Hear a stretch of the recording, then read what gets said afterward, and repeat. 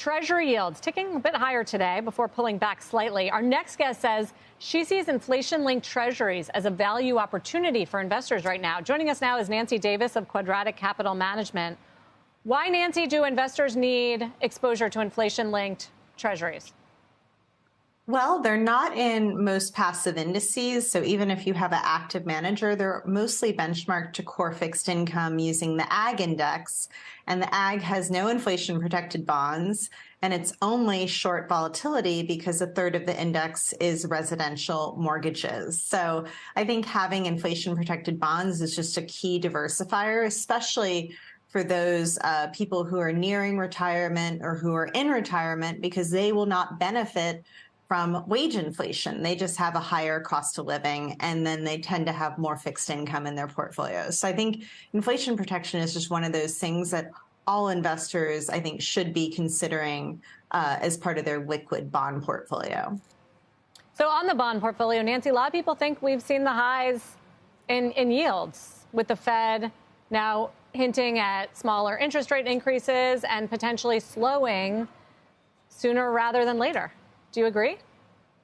You know, it's definitely unprecedented time. You know, it's crazy to think going into, the last in June 2020, the Fed was not even thinking about raising rates. And Jay Powell said he wouldn't be hiking until 23.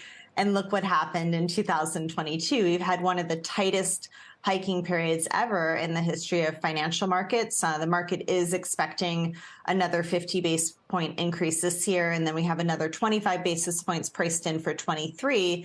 But I think if the Fed can use their balance sheet more and potentially stop hiking policy rates, that could really be a sigh of relief for financial conditions and investors and market, and help with the consumer sentiment, which is really at very low lows. Well, the other part of financial conditions that gets factored in a big way is the dollar, which has come off its highs. Do you think we've seen the highs there?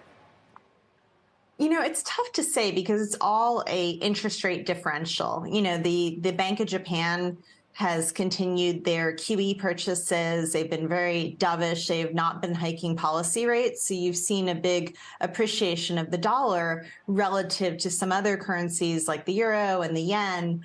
And I think the big question for U.S. consumers is that who owns our debt? It's the Fed, number one. Then you have China and Japan. And I think the thing we really have to be concerned about is if there's going to be more term premium priced in as more of these foreign investors reevaluate their Treasury and U.S. debt holdings in light of the stronger dollar. Nancy, we appreciate it. Thank you for joining us here.